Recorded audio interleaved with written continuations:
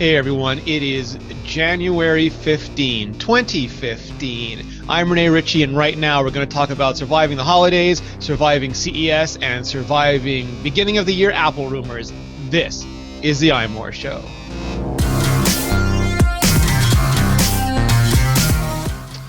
Joining me today, freshly returned from her first semester at, I think it's her second semester at Hogwarts, Ali Kazmuha. How are you, Ali? It's my third, actually.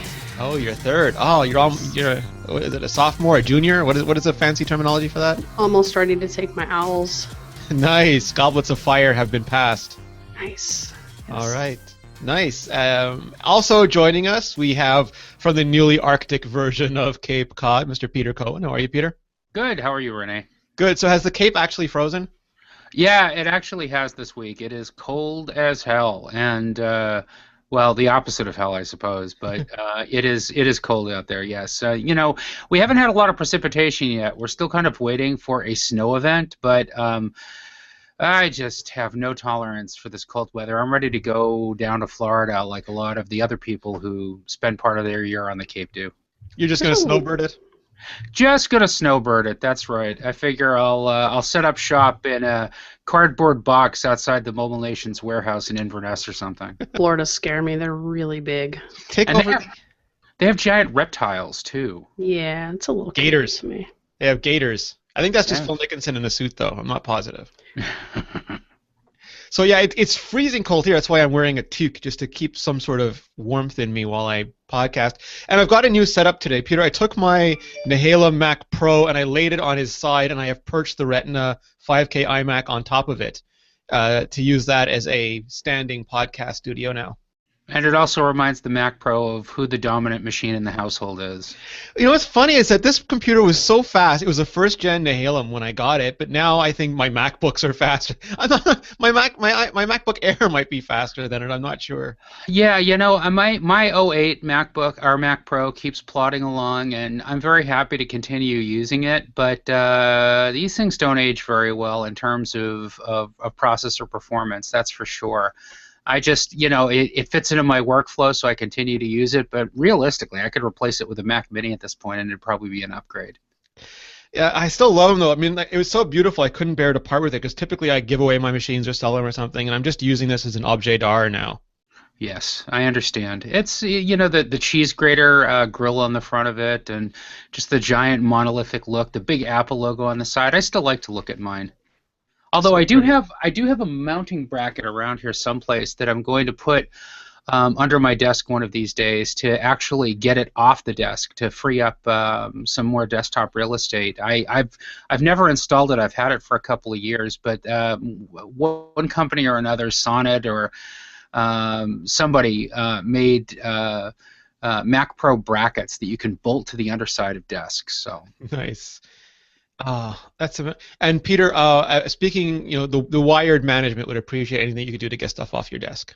Yeah, I read about that. I'm really happy I'm not working at Wired this week. But, you spend a few million on renovations to a new office, and I guess you think you can tell your employees what they can put on their desk and what they can't. So, I don't think I've gone over this before, but I have two IKEA 2x2 shelf units on wheels as a standing desk with the Mac Pro flat on top of that, and the iMac on top of that with the microphone attached to the desk, and that's what I'm using for a standing desk. I think you're standing too, right, Ali? I am. I bought one. We still have to put it. We bought that IKEA hack where you can buy one of the side tables and a shelf and some weird thingamabobbers to connect them. That's the technical term. That's the name of the catalog I was about to say. It is. That is probably the name of the catalog. But we bought that for Heather just to see if she would like standing, so maybe we should actually do that since we've had them for 6 months, and I'll write something up on how to put together a fancy IKEA hack standing desk. I know a lot of people have those. Are you drinking an overly caffeinated commercial coffee? I'm drinking a flat white because Starbucks now has those. I don't know what a flat white is. I think it's like 2 parts milk and 1 part espresso. It's a little different than like a latte. Oh, I have just coffee from Second Cup because my blue bottle ran out and I was late for the show, so I just picked it up and I feel like a heathen. Yeah, Starbucks just started serving. I really like those. They're really popular like in Europe, and we had them last time we went, and I look forward to those every time we go. and I came back to Starbucks serving flat Oh, that's right. Yeah, whites. so you were in Europe. How was it? Did you have fun? It was a lot of fun. We You were selfied in. everything. Like every time I opened up Instagram, there were 9 alley selfies, and I think that they were taken with a stick. They were. Peter, she has a selfie stick. You know what? More power to her. So hold on. So gold phone is not acceptable, but a selfie stick is acceptable? Sure, absolutely. Now, a Belfie stick or whatever that hideous contraption is you showed me earlier, that is never acceptable. We spent half an hour on the last Vector talking about Belfie sticks, so I'll just say go listen to that, and you can find out all about Belfie sticks. Yeah. You know. So why I know Kevin Michaluk, he's like obsessed with these things. He thinks they're the greatest invention of the year. Well, What's so good? And Joanna Stern did like a 900 selfie stick review. What's so great about them? You know, I am an overly thorough person, as anyone, especially my girlfriend, will tell you. I have lists for lists for lists. And when I packed for this trip, a selfie stick was not on it. Because when I see people in the streets with these, I want to ninja chop them in half. And I think it's just how some people can be so obnoxious with them is what drives me nuts. So I think a little bit of it is etiquette on the user side. But when we got over to Europe, it was myself, my partner Heather, and then another couple, one of my good friends that I've known forever, and her husband that went with us. And we quickly realized if you want to take group shots and not have to depend on, like, I don't want to really set up a tripod or have to get my camera out or whatever, you can't really get much in the background with 4 people in a picture, let alone even 2. So after about 2 days of us getting comments pummeled at us and people yelling at us on Facebook, go buy a selfie stick, I said, okay, we're going to go on a hunt for one. And that turned into like a mad dash across London to like 6 different places, and everyone apparently is sold out of these selfie sticks. We went to a couple places, and I just said, do you have a no. Like, I didn't even get the sentence out, and they're like, no. So we finally found them at Selfridges in London, and they were grossly overpriced, and I'm pretty sure I paid almost $50 for this, translated into American dollars, which I think like $900. Yeah, one of my friends said, yeah, they're at Walmart for $20. Look, Americans are coming. They're going to want their selfie sticks, right? Make them really expensive. So we got one, and the couple that was with us got one, and I felt horrible for them because the first one they had didn't work, so they took it back, they swapped it out, and then the second day they had it, it broke. And they didn't have the box, so they couldn't take it back. It was not a good situation. Can you describe it for the people who are listening and not watching exactly what it is?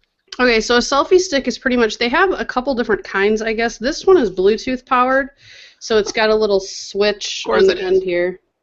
One charge seems to get, I think the last time we charged this was the first time we charged it in London, and it's still working. So basically, it has a little button on the handle that connects to your phone, so it controls the camera shutter. So you can extend the main base of it. So basically it's like if you've ever seen a monopod, that's pretty much what it is.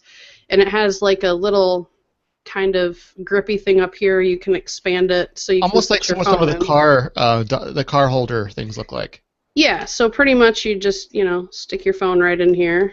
So Allie's taking her phone, she's putting it in the jaws of death, and she's clamping it into the selfie stick. And then this bends forward and backwards so you can kind of do your thing. Doesn't have the extra arm like the Belfie stick or whatever that other thing is, because, no, those are evil. But basically you can put it front or back ways. You can take video. Will it fit an iPad? No, this one won't. There might be some out there that maybe do. I know that even I bought, before we went on this trip, Me Photo, one of the road trip tripods for my regular camera, and I know they even have, because that tripod, actually you can take 2 of the legs off and it becomes a monopod, and you can buy an attachment like this for smartphones. So nice. A lot of tripods that are like on the higher end also offer monopods that convert into these. I feel about this the same way I feel about iPad photography. I mean, like, do it. It makes you happy, do it. My $1 million idea, my $1 billion idea is a selfie stick for MacBook Airs. Oh, you know what I would like, Peter? Do you remember Supernatural when they had Death? Sure. That I would like his cane that you just press a button and it becomes a selfie stick. Because I could walk around it looking like one of the 4 horsemen, but when I want to take a selfie, I press a button and suddenly it's a Bluetooth selfie stick. There we go. Yeah, absolutely. It's funny how incredibly popular they are. And as a matter of fact, we at the store have been petitioning our manager to get them in because we think they'll sell. I'm hoping that we'll get them in time for tourist season anyway. But if it helps people compose a better shot, I'm not against it.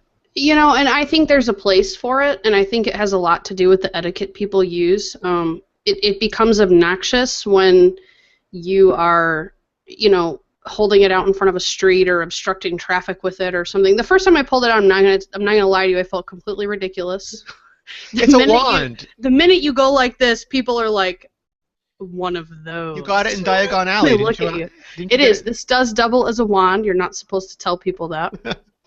But, after a while, we were just kind of like, whatever. Allie's has a unicorn feather in it.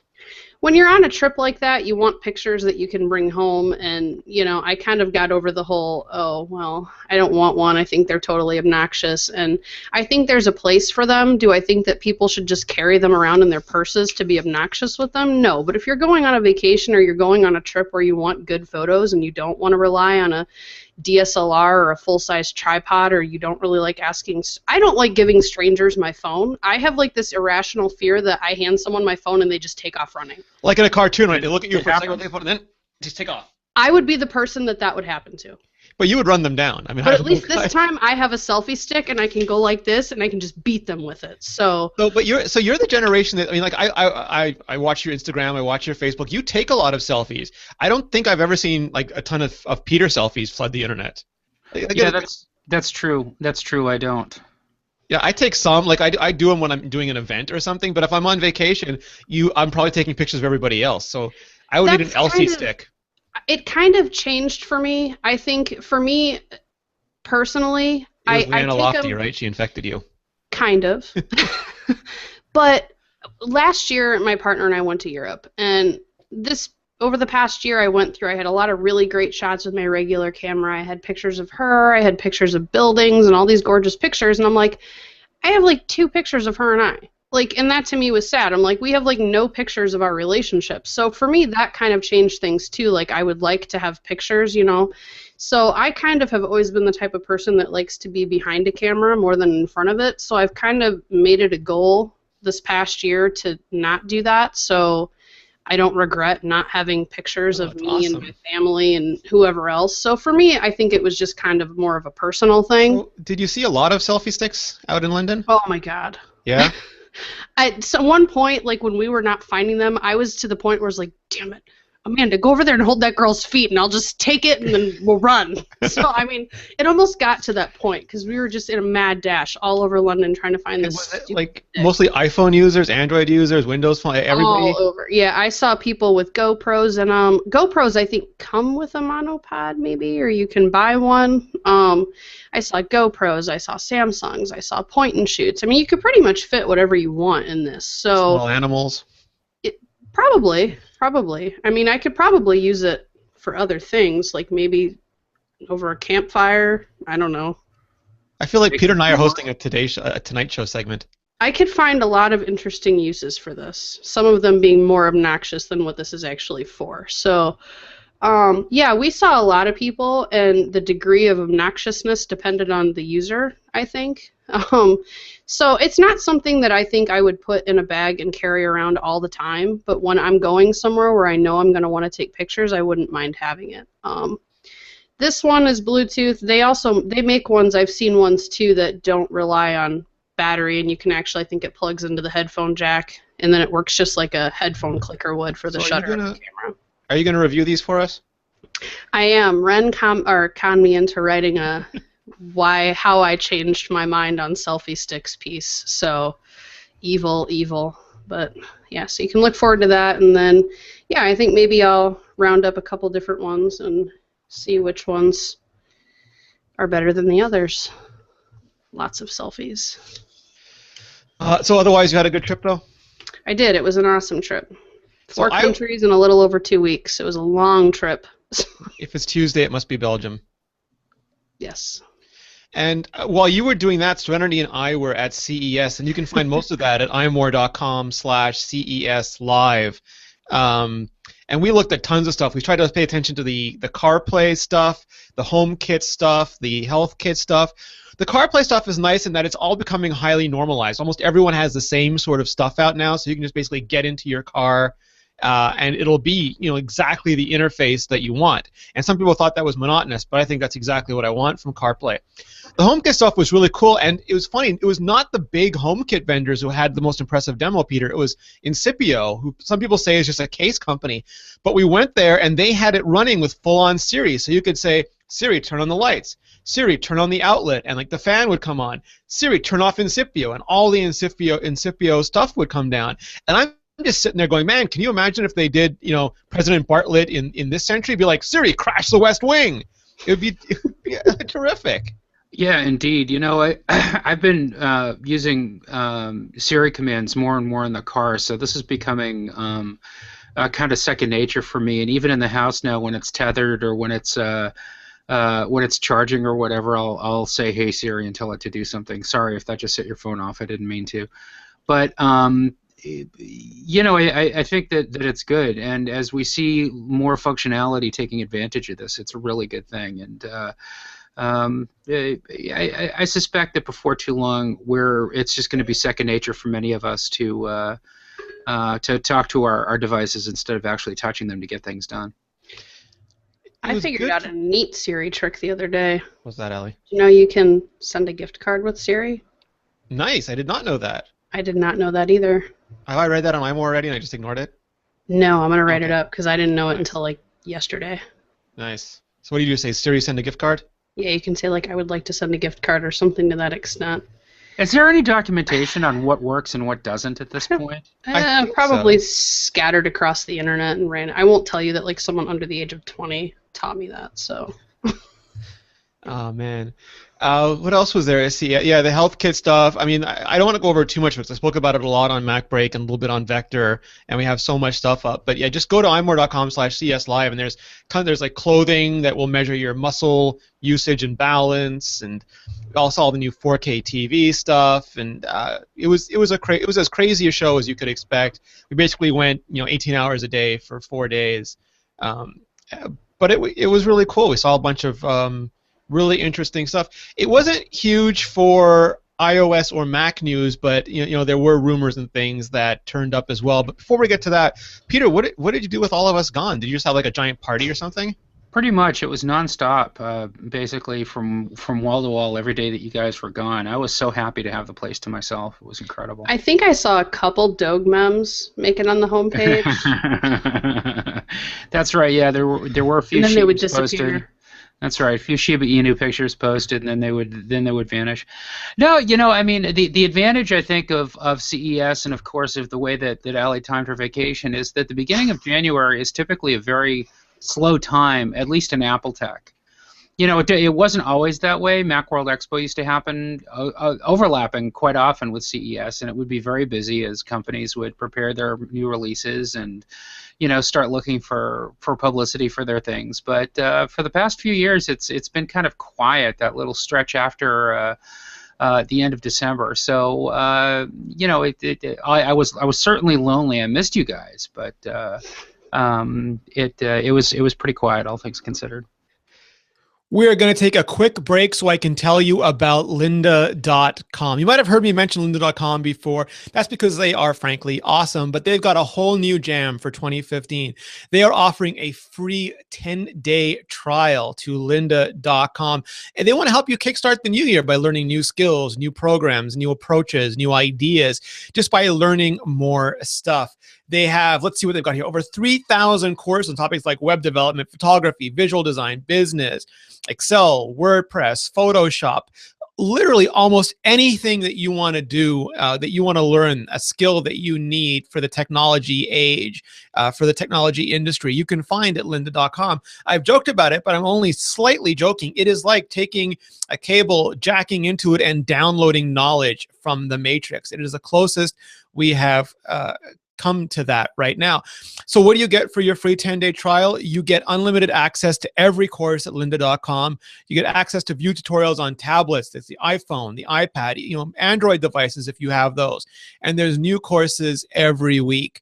some of the stuff they're showing right now, iOS 8, iPhone and iPad Essential Training. If you've upgraded, but you're not sure how everything works, you might have even checked out the tutorials in iMore, but you really want like a school, like a video tutorial program to bring you completely up to speed. They have all of that for you. Speaking of up to speed, they have speeding up and maintaining your Mac. Maybe you've had it for a while and just things aren't working exactly the way that you'd like them to, and you're not sure what to do about it. You can go to lynda.com, sign up, free for 10 weeks, learn about it. And the nice thing is you can go at your own pace. Everything is segmented. You can learn a little bit or a lot all at one time. You can spend a few minutes, a few hours. You can spend all day if you want to. And if you have a specific question, you can just look that up because there's search, there's transcripts, there's all this amazing stuff. So I really want you to take a look at this because it could make your 2015 so much better than your 2014. And all you have to do is go to lynda.com and sign up for the free 10-day offer. That's lynda.com/iMore, lynda.com/iMore. Go ahead. We challenge you to try something new for 2014. Thanks, Lynda. So let's go through some of the stuff that happened. There was a bit of a kerfuffle about the stability of Apple software. I know you've written about this in the past, Peter. So give me the quick summation of this, and then we can get into it a little bit.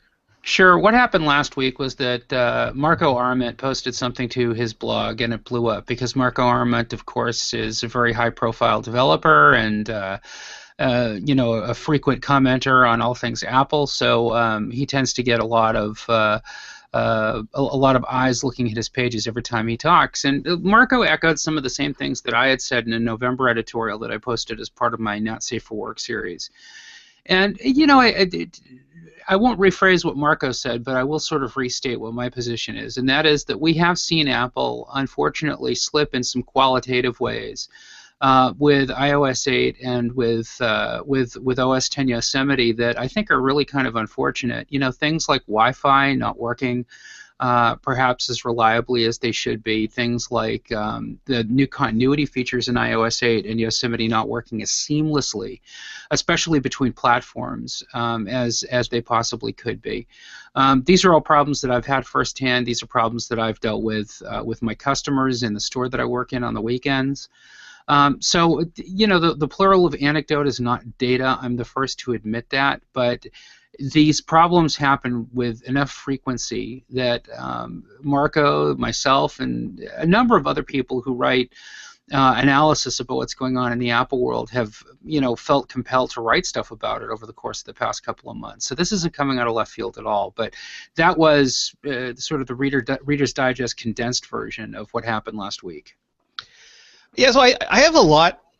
We talked about this a little bit when we did the live show from Las Vegas, but I'm of two minds on this, Peter. I think there's absolutely a truth to this sentiment. I think people are believing this, and that's why it resonates so much, because we all have, 10 or 12 little things that just drive us nuts on an almost daily basis. My only thing is I don't know if it's really different than it's always been, or just the scope and scale of Apple software is bigger, so it feels like the problems are bigger. Because I went through some of the iMore postings, and I went through some of the message boards, and almost every year there comes to a point, like last year it was the constant resprings, and the year before that I think it was a lot of the iClouds. There's always, there seems to be some nexus about which all of our complaints get piled upon the back of that beast. And I'm having trouble separating what's old and kind of forgotten from what's new and painful from what's really worse than it's ever been before. That's exactly right. I mean, the fact is, what was it, 3-4 years ago now, Apple committed to an annual upgrade cycle for its operating systems. And, it was sort of catch as catch can before. Apple would do a monolithic update whenever it felt like, really. Or whatever its development process sort of suited a major update, but otherwise we were kind of left to our own devices in between those periods. And now Apple, does this regular annual update, and they cram a lot of new features into each annual update or each annual upgrade.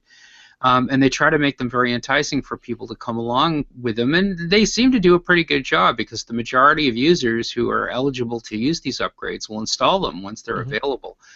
iOS 8's biggest speed bump in terms of adoption seems to have been the fact that it's so damn big, and people's devices are so damn small because, you know, Apple's been selling 8 and 16 gigabyte devices for quite a long time, so there are very many of those out in the world. And, you know, people either don't know that you can tether. Many people, many users of these devices have absolutely no idea that you can plug in the USB lightning cable that came with your iPhone into a computer and something will happen if you've got iTunes installed. It's beyond the scope of many people's ability, and that is not to denigrate them.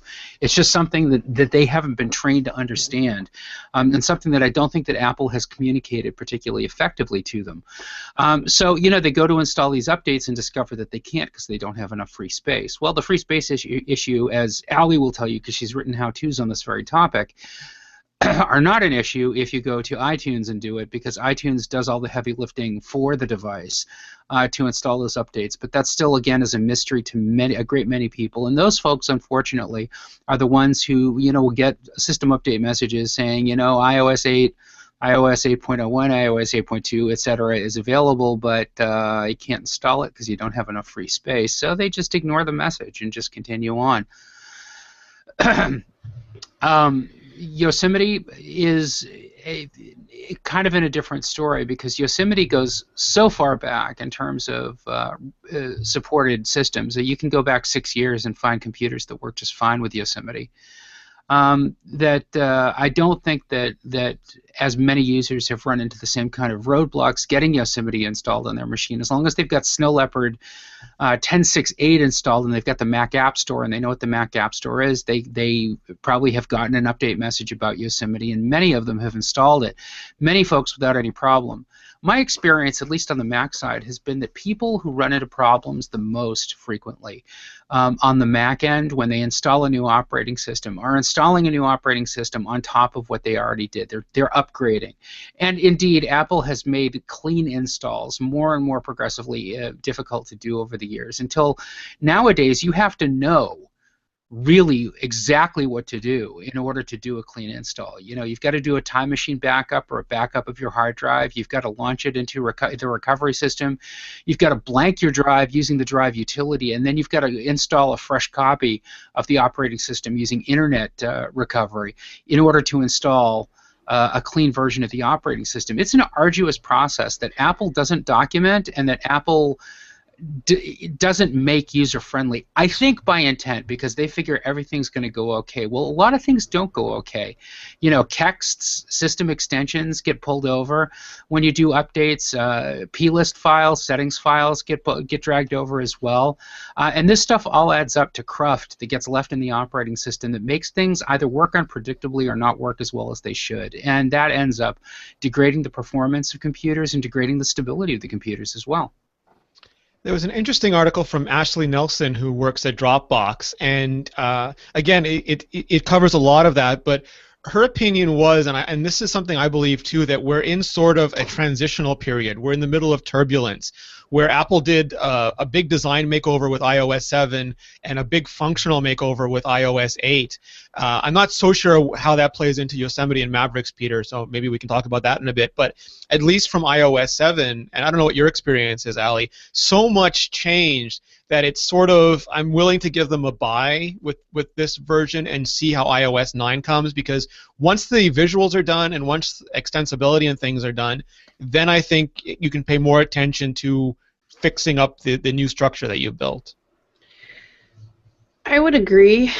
I think my experience with Yosemite is a little... I really have not had very many complaints with Yosemite, and maybe that's just because Mavericks made me want to die when I first... I had a really hard time with Mavericks. It ate my email. Image previews were broken. It would take forever to load raw file previews, and it just...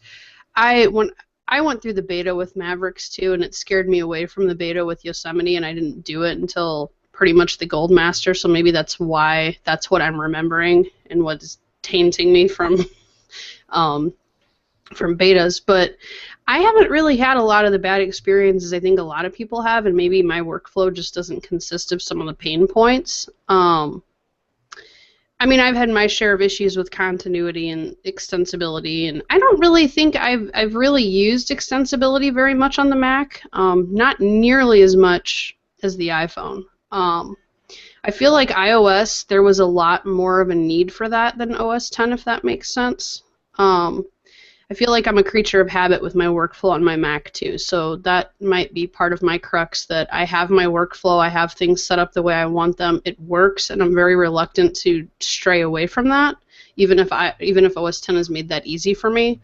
So I don't know. I just don't seem to have. Yosemite's been a very smooth experience for me so far. It's beautiful. I mean, Peter, some people have likened it to the transition with OS 10, like the Kodiak and then 1 and 2. And I don't know if I'll go that far, but I do think when you get all this new stuff, there's pain that comes with it. Absolutely, yeah. There are a lot of new features in Yosemite. First of all, Yosemite got, of course, a user experience, a user interface refresh that it didn't significantly change the way that it worked, but it did change the look and feel of the operating system in some profound ways. Correct me if I'm wrong, but I think what a lot of people aren't aware of is that a lot of the daemons were rewritten as well, like the DNS daemon, I think the network daemon, I think the launch daemon, a lot of those were totally rewritten. Yeah, and I was just getting to that. A lot of the stuff under the hood of Yosemite changed in very, very significant ways. Developers can tell you that 10.10 was a big change under the hood. So what that means is that there is some turbulence. I would agree with that. And I'm starting to wonder if it may not be a good opportunity for Apple to do a snow leopard year. Maybe this year should be Snowsemite or something like that.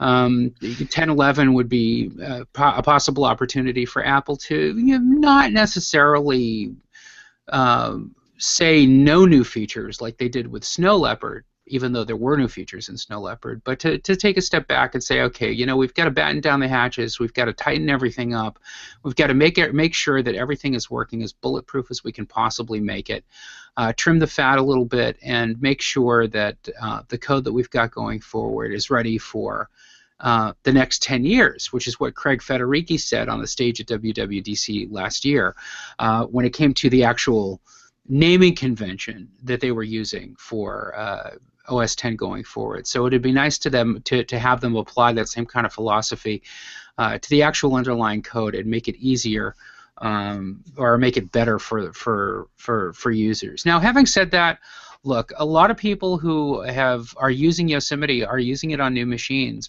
that were purchased with Yosemite, or machines that might have come out of the Mavericks era and were upgraded to Yosemite, and they're having fewer problems than people with older legacy machines are, and I think that that's just part of the nature of the beast. But I really would like to see Apple take, I think, a little bit more of a circumspect approach with regards to software development for OS 10, and just make sure things are as solid as they can be, so people have fewer problems. Yeah, no, I agree absolutely with all of that. And we're going to see, iOS 9 and OS 10, 10.11 both started up just after the last version shipped. They've been working on them for a month or so already. They're going to keep working on them. We'll see them for the first time at WWDC 2015, and it'll be interesting to see what the focus is. Because I think most of the low-hanging fruit has been done now, so they might have the time and the luxury to do all this.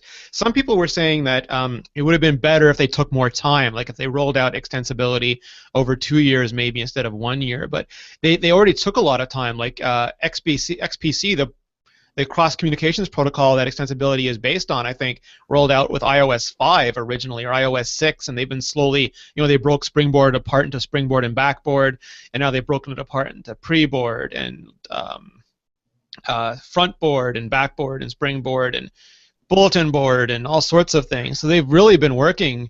Bulletin Board is funny. It's what runs Notification Center, which is kind of apropos. But they've been doing a lot of work under the hood, and it's just more work. But I think it's such a fundamental change that it was going to be a little bit painful. But now I think they have a lot of time to go back and sort of tidy that up. But people like Peter and Marco are watching, so they better get all their ducks in a line. Another bit of another story that came out while we were away. Mark Gurman came back from his vacation, decided to drop a few bombshells on the Apple community. One was one of the prototypes for the next generation MacBook Air, And so Apple's been working on sort of a Retina MacBook Air for a while now, and they've gone through several prototypes. And just to reiterate something, Apple prototypes everything. If you can think of something Apple should do, chances are they've prototyped it, and either they figured out reasons not to do it or they figured out reasons to do it, and it'll ship or not ship depending on what those prototypes do. And they've had prototypes of the Retina MacBook Air, I think, for 2 or 3 years now. They've had prototypes of MacBook Airs with touchscreens, MacBook Airs running iOS, built on ARM. They've done all sorts of things, and there's kind of a confluence of rumors here. One was from KGI Securities. So Mark's rumor is that one of these prototypes, at least, is a MacBook Air that has one of these larger screens, the kind we saw that Dell announced at CES, but basically a 13-inch size screen and an 11-inch size body, and a newer, even thinner design, so thin, in fact, that they wouldn't include a MagSafe, they wouldn't include a Thunderbolt. All they would include is a USB-C type connector. And Peter, I can see Apple experimenting with this machine. I can see it being one of the 2 or 3 prototypes, but I don't know if I can see them shipping it this quickly. Well, the 13-inch screen size in an 11-inch form factor is something that we're seeing more and more in the Ultrabook space. Apple would not be the first to market with this. There were companies at CES that were showing off their versions of the same idea and are indeed shipping those products either now or in fairly short order. So that, I think, is a foregone conclusion that seems to be the direction that the industry thinks that consumers are going to want to go in. And let's face it, the 11-inch MacBook Air in its current embodiment does have some drawbacks. The screen is weird. The screen is shorter. It's not as high as the screen in the 13-inch or the 15 inches. It doesn't have the same aspect ratio, so you tend to get a very squashed look when you're looking on web pages. So it would make sense for Apple to be doing something in that area, I think, very much, and I would certainly hope that they're doing it.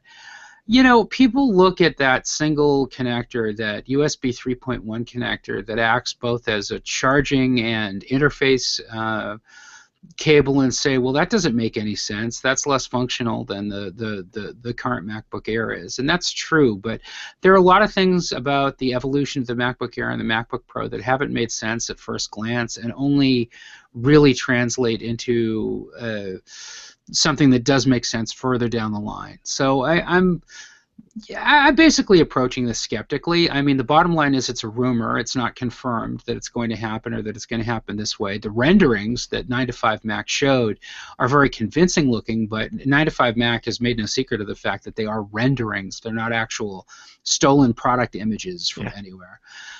So, you know, I think that the what's the word I'm looking for? The reality of those images, or the apparent reality of those images, has made a lot of people say, "Oh, okay, this is what it's going to look like." Let's slow down a little bit. Yeah, this is only a rumor. Until Apple announces it, nothing is certain. So, I mean, Serenity did a great article for us about, you know, putting the Air back in the MacBook Air. And when Steve Jobs came out on stage in 2008 and pulled the MacBook Air out of a sleeve, it was amazing. Like, it was super thin for the time, and it had it really had that little fold-down door for the ports, and there really were very, very few ports. There was power, USB, and headphones, I think, and nothing else. And we've sort of gotten away with that to the point where it's arguable where the line between a MacBook Air and a MacBook Pro begins and ends.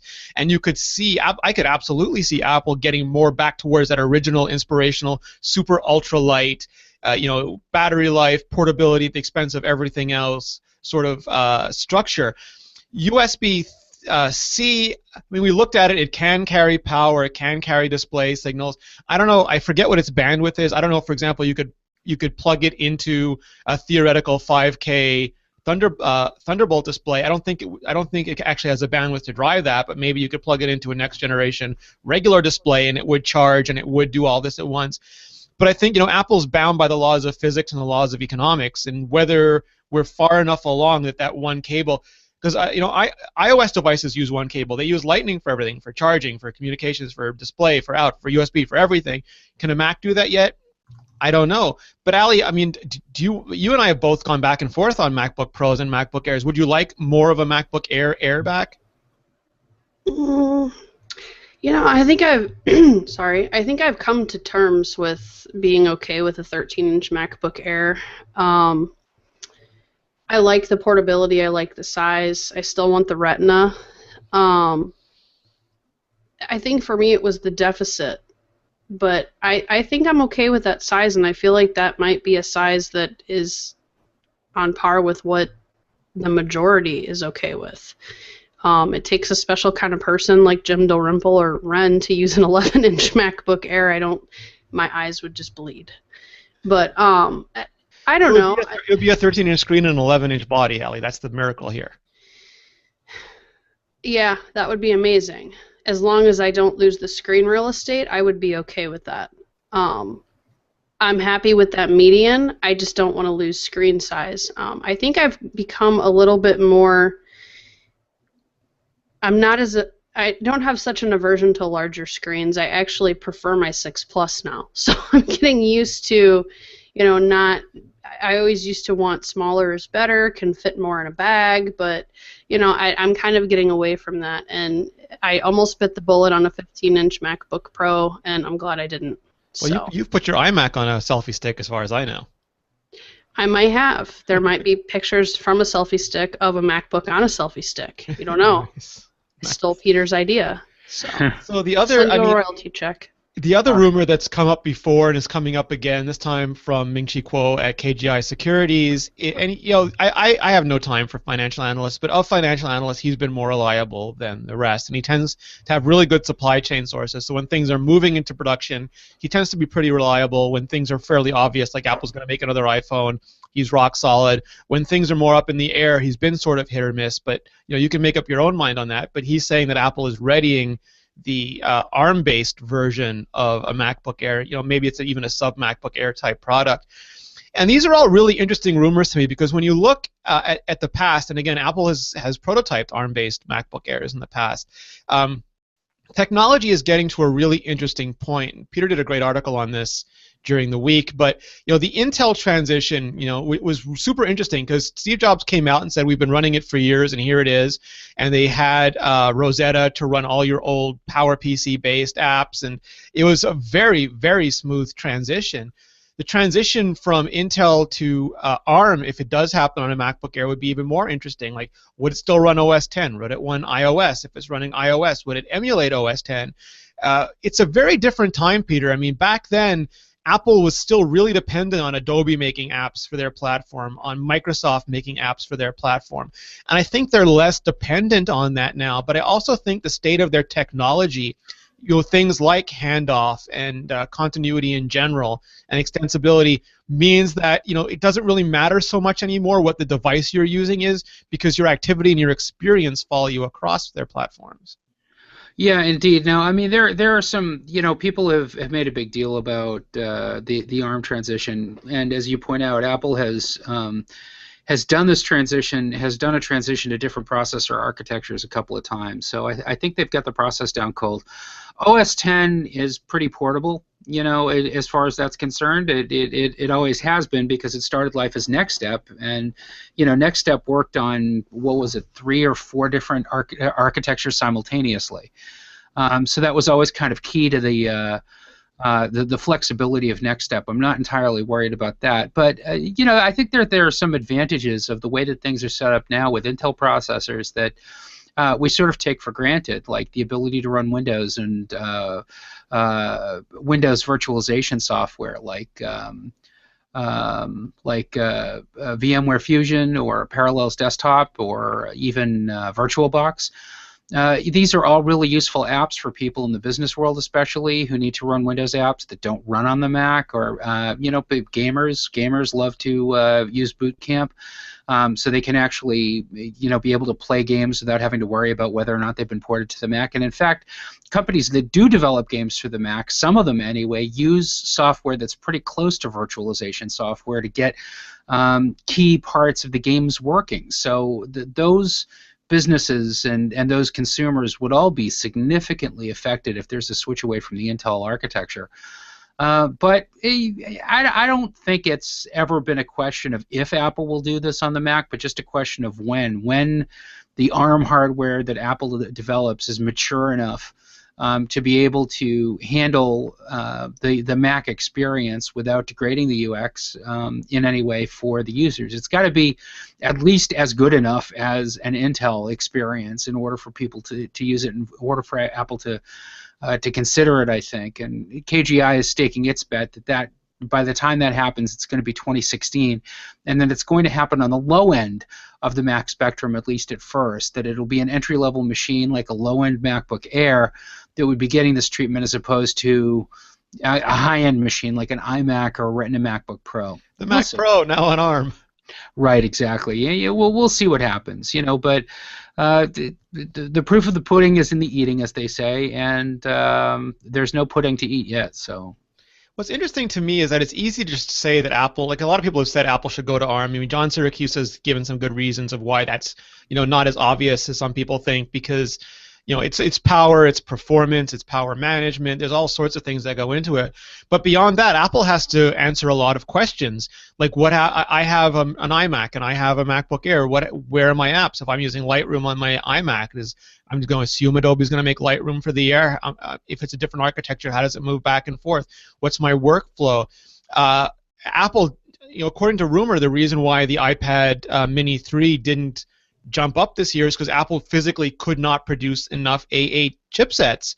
They were, making the iPhone and making the iPad Air too, maxed them out, and they just couldn't make anymore.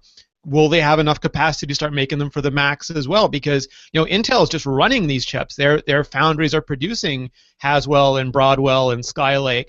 If Apple's making their own chips, they have to get foundries to produce this chip. Do they have that capacity? How is all the other architecture? I mean, there's PCIe on the Macs, and that's what they've been using. There's a PCIe on iPhones, but only for the communication stuff. The Lightning isn't PCIe. There's a whole bunch of really interesting questions that Apple, is probably answered. It maybe is in the process of answering it, but I don't think any of them are as simple as a blog post saying Apple's going to do this or Apple should do this. I would completely agree with that. So many of the things. What else was in the news? Also Mark Gurman, the iPhone Companion app. He managed to get some screenshots for it. I don't know if it was a secret or not. I don't remember if Apple mentioned it at the event, but almost every watch has a companion app for doing a bunch of management things because it's easier to manage these things on a phone than it is on the watch. The same way in the early days of the phone, you had a lot of management stuff in iTunes because it was easier to do it on the iTunes and the desktop than it was to do it on your phone. It's just, it's a price of being early in this technology. But the stuff I really liked, Ali, was the accessibility stuff, which we hadn't seen before. There is going to be voiceover, and I think those kind of technologies for people. I think the watch will be a super great assistive technology, and I think it having extra accessibility is really awesome. Yeah, I was interested to see that, and I'll be very curious to see how it is from an accessibility standpoint in real-world use. I think a lot of that got released when I was gone, so I didn't look at all of it, but I did read on that, and that to me is interesting and might make it worthwhile for a lot of people. And they had monograms, so Peter can have a PC on the top of his watch face, right between the two Mickey Mouse arms. I don't think you're selling Peter on the Apple Watch. No, but and you also have a way to manage your apps, so because it's got that honeycomb of apps, and you can manage those on the watch. On the phone, so you don't have to do it on the watch, which is also cool. But I'm excited for this. Friend of the show, Jim Dalrymple, did an article on the market for the Apple Watch, and he had a lot of really interesting points there. You'd expect a lot of people would accuse Jim of being, totally on the side of Apple, but he raised a lot of interesting challenges they're going to face in the market. Not the least of which is, do people even wear watches anymore? And you start going from there. And it is an interesting question because how many people will wear a watch? The Apple Watch, it was the big talk of CES, like what's the Apple Watch going to do for the watch market? And some watchmakers are really scared. Other watchmakers are like, well, you can only use it if you have an iPhone. There's a lot of people who don't have an iPhone, and that's still a super competitive market for us. And some people are like, well, some people have an Android tablet and an iPhone, and they're going to want something that works with both, and Apple's not going to do that, so there's room for us.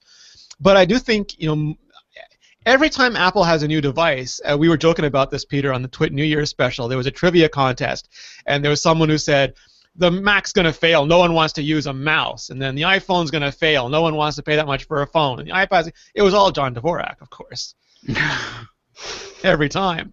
John Dvorak is a professional troll. Yeah, but I mean, I think there's that tendency with the watch, but I think the watch might be the first category where you have to actually wonder how big is that potential market. Well, and this is what I've been saying all along. Fewer people wear watches than ever before, but the Apple Watch market is a very self-selecting market because it's only going to be people who have iPhone 6s or iPhone 5s that can actually use the thing. So it's an even smaller subset than just the average population. That's not to say that Apple isn't producing millions of watches, I mean millions of phones, and hasn't produced millions of phones that are going to be able to support the Apple Watch. But the bottom line is you've immediately limited your market, and I think Apple has to understand that and has to be planning production accordingly. Having said that, I'm sure there's going to be a lot of initial interest, especially among early adopters, especially among gadget fans and Apple enthusiasts for it. And as Ali intimated a few moments ago, I'm just not sold on needing an Apple Watch the first day that it comes out. But it comes in gold, Peter. Right. And not with raisins, sadly. Yeah, if I want to spend 4 digits on a watch, but it better come with raisins if you're going to spend 4 digits. That's right. Yeah, it better come with raisins, oatmeal raisin cookies. Nice. Another interesting article, John Gruber was talking about how Siri has improved lately. And I've been noticing this too. And the coolest thing about Siri for me in iOS 8 is that you start talking, and instead of like the purple dot, nothing, you actually see the words as you're talking. And what's cooler is they'll go back and fix words that, because of the additional context of what you've said later, now are more likely to be something else. And I think that's super clever. But this reminds me of the HomeKit stuff we were talking about earlier, in that, and the extensibility stuff, in that if you look at something like the watch, and Peter's been talking about this with Yosemite for a long time, and Ali with iOS, is how moving those workflows around. So you're working on something on your phone and it's just not big enough, and you want to really pound out that angry email. You put it down. Sync would only have that email if you saved it as a draft. It would put it in your draft folder. You could pull up Mail and go to Drafts and open it up and scroll down and keep writing it. But Handoff is syncing activity. So you put that phone down, you hit that Mail icon, and that's the email you were working on, even if it wasn't saved to draft and right in the position you were working at it. It's much more than just sync. And the watch only expands on that because you have everything from that subtle tap to that short look to that long look to that glance to that Watch Kit app. And if you decide, oh, it's just a watch, my fingers are too big, it's not great, that'll hand off immediately to your phone. And I'm assuming maybe from the phone to the Mac or directly to the Mac. And it starts to once again decouple interface from computing. And Siri, I think, is the same because Siri is going to be the principal interface for HomeKit, but also there's going to be a lot of Siri on the watch, and HomeKit through Siri on the watch. And I think it behooves Apple to have that office, somewhere in an undisclosed location near Peter's house, where all the guys in Boston are busily working on this voice technology. So I think, yes, it is improving, but Gruber's point was also a lot of people had bad Siri experiences, and they haven't gone back, and that makes it so important to really nail it when it comes to things like, in his example, the watch, or in my example, things like HomeKit. Because I don't know how many chances when people get the watch, they'll give it before they decide it's too hard to use. Yeah, I think that's a very real issue, and it's a very real problem, and I don't really know what Apple's going to do about that. Are you a big Siri user now, Peter? Yeah, I am more and more. It started in the car, and now I'm finding applications for it around the house because now that I've got a dock that I'm happy with, I keep my iPhone plugged in continuously a lot more than and within voice range a lot more than I used to, but.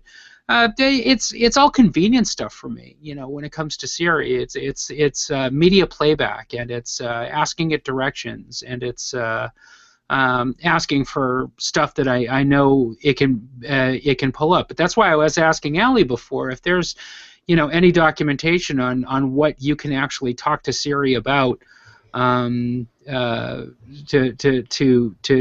get that information, because a lot of times I will frustrate myself pretty quickly, not being able to get the details that I need out of Siri, or I think the biggest problem that I've run into with Siri is having Siri tell me something that I know it can do, like when's my next appointment. It's how you say it.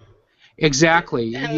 You kind of actually have to obey this very specific syntax to get the results you're looking for, and that can be very frustrating. And that even is an issue sometimes with reminders and calendars. Like, it'll try to add words to events when I'm telling it like a day or a time, and that's like super frustrating because Peter might tell Siri, I have a meeting with Rene tomorrow at noon. I might say, schedule a meeting with Rene tomorrow. It should understand all of those contexts because people say things differently and interact with things differently. So that's a pain point for me as well. And there's really not any comprehensive source that explains. I mean, and I've found sites that, like obscure sites that will link, these are the things you can do with Siri, but it's not like telling me specifically, and there's things that I've never gotten Siri to do that supposedly Siri can do. So I don't know if I just talk funny. Rene would probably say yes. Well, you have a Midwestern Stanny accent, while Peter has a New Englandarian vibe. And what's your accent? Contaminated Canadian. Contaminated Quebecer. Contaminated Quebecer. Because Ali will say, you betcha. Peter will say, I don't know, what's idea. And... and I'll just say salut next or suivant next, something weird like that. Yeah, it's an interesting. So I use Siri all the time. Like, I'll yell the equivalent of Yo Siri. I don't want to activate anyone's phones by accident. Yo Siri, not give me a gift card because Ali just decided to tell me about that now. But Yo Siri, take a note, and then I'll dictate an idea for an article while I'm in the car. But I use Siri all the time for alarms, for reminders, because I think it's very telling that Apple didn't make a device that just. I mean, they tried with the wheel, like the buttonless iPod Shuffle, and it didn't work very well. But there's no device that has just Siri as an interface. It sits beside things, and I think that suggests that it's better for some tasks, but not for all tasks, and you always want that multi-touch alternative. But for things like setting a reminder, setting an appointment, setting an alarm, it's just so much faster. And yes, I'd love it if they localize Siri for tasks that don't need the internet, like doing an alarm or something like that. But I think all that stuff is coming, and I think when you see what Google Now can do and Amazon's Echo and all these technologies, I think this is going to be, whatever the new Apple TV has in it, this is going to be part of our interface for the next 10 years at least, and it really behooves everyone to have it super rock solid. Are you a big Siri user, Ali? I forgot to ask you. I apologize. I used to be a bigger Siri user than I think I am now. I do use Siri a lot for calendars and reminders, sometimes messages while I'm driving. I'd use the dictation a lot, and I use it for music. So unfortunately, a lot of my music needs I use Rdio, and you can't really use Siri with that. But if it's something I know I have in my library, I use it for that in the car a lot. Nice. Well, we're going to keep looking at this. We're going to have a lot more exciting coverage. Oh, Peter, you had a fantastic Mac game up today. Yeah, absolutely. This War of mine is from 11-Bit Studios, and I strongly recommend, even if the idea of a war game, quote-unquote, turns you off, check this out. You can get it on the Mac App Store. You can get it on Steam. It's a little bit cheaper on the Mac App Store right now, $16.99 versus $19.99 on Steam. It's a really cool game. So this War of mine is not a game that puts you with a gun on the front lines of combat like every other war game does. This game was actually inspired by the Siege of Sarajevo during the Bosnian War. And it puts you in a fictional Eastern European city that's been bombed out and that is under siege and is heavily infested with snipers and troops and mercenaries and looters of all kinds. And you find yourself in a bombed out house that's pretty much habitable, but you're with some other survivors, and you have to get the supplies together that you need in order to live. You need to patch the holes up in your walls to keep looters out. You need to collect rainwater so you can have something to drink, and you need to fashion supplies and equipment so you can live. You need to build a stove.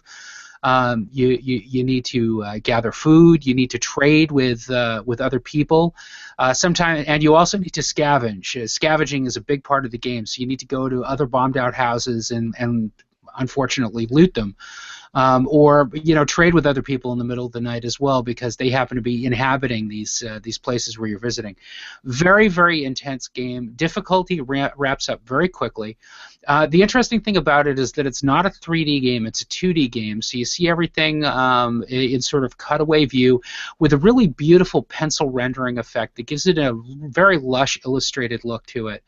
I can't say enough good things about this game, and it doesn't surprise me that this came from 11-Bit Studios. They're the same game developers behind the Anomaly series, which is one of my favorite tower defense game series, because Anomaly initially put the tower defense genre on its head. Tower defense games are usually where you're setting up towers in a maze to blast these creeps, these troops that are coming at you. Anomaly flipped that on its head and made you the troops trying to survive the onslaught of the tower attack. So hats off to 11-Bit Studios. This game came out shortly before Thanksgiving. I only had a chance to check it out after the holiday break. So I'm getting around to reviewing it now, but it gets our Editor's Choice Award, and I strongly encourage everybody who is even vaguely interested in what I just described to go and check out the review and then download the game. Yeah, it looked totally awesome. Mm-hmm. Allie, did you try out any new apps or anything fantastic while you were gone, or was it just all selfie stick all the time? Let me take a quick glance at my iPhone. I mentioned this on Mac Break Weekly, but Serenity and I shot a bunch of CES with iPhones, and Leanna and I had done that in the past. But this year I got the idea from Dieter Bohn, formerly of Mobile Nations, now at The Verge, of using Hyperlapse, the Instagram app, and filming with that, but instead of saving it as a hyperlapse at 6x or whatever, save it at 1x, yeah, and it just does super, almost Steadicam like video, and it's really, really nice, and I'll write up a tip on that because it works really well. Yeah, the only thing I wish is that you could go back and resave something, because once you make your decision, it's set in stone, and they take blood, and you can't go back and resave, and I did that accidentally on our trip. I would take what I wanted to be a video, and then so irritating. I did that too. I took a nice video pan of the beautiful, gorgeous Canon glass that was on display in the Canon booth, and accidentally, right away, it gave me the 6x option, and without thinking, I tapped it instead of tapping 1x, and now it looks like a staccato animation. It's just appalling. Yeah, I am looking through my phone and I don't think I really had too much time to play with new apps. I could probably tell you what I used the whole time. Yeah, it's Crossy Road, yeah. I know. I did get my highest score ever on the plane, which was supposed to have Wi-Fi and didn't, and that's horrendous for almost an 8-hour flight. So I wanted to beat my head against the glass, so instead I just played Crossy Road. Nice. And of course I used Doge as my character. You're proud. I am thoroughly convinced that that was not there before our podcast. And then the next time I played Crossy Road, all of a sudden I unlocked Doge. It was just for you, Allie. I'm going to go with that because it makes me feel special. So. Awesome. There's a couple things I wanted to tell you about. We have, I'm blanking on his last name, Rich Stevens, who does the Diesel Sweeties comic. He's been doing some Apple comics on iMore now. He's terrific.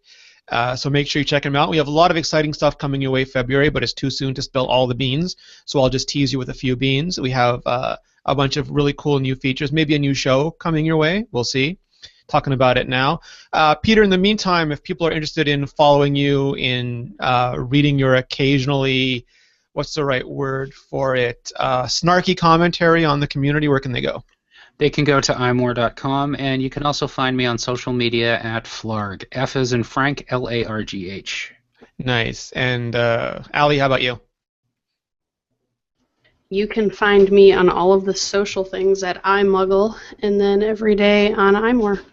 Nice. If Serenity were here, Serenity's actually under the weather. She caught an Android virus at CES. I'm just kidding. Don't write me nasty letters. I love Phil Nickinson. We all know it's an iPhone virus. There's no such thing. She did not jailbreak. So she's under weather, but she'll be back with us next time. You can find her at Settern, S-E-T-T-E-R-N. You can find me at Rene Ritchie. You can find all of us at iMore. We do this show live currently on Thursdays. That might be changing. Stay tuned for more on that. But if you miss it live, you can catch it on iTunes for the audio or YouTube for the video at any time that is convenient to you. I want to thank everyone for joining us. It was a great 2014. We're going to have an even better 2015. And I also want to once again thank lynda.com. They are offering a free 10-day, not 7-day, 10-day trial to kick off 2015 to help you start the new year with a bang. All you have to do is go to lynda.com/iMore. That's lynda.com/iMore. We challenge you to try something new in 2015. Sign up free. 10 days, learn something amazing. Thanks, Linda.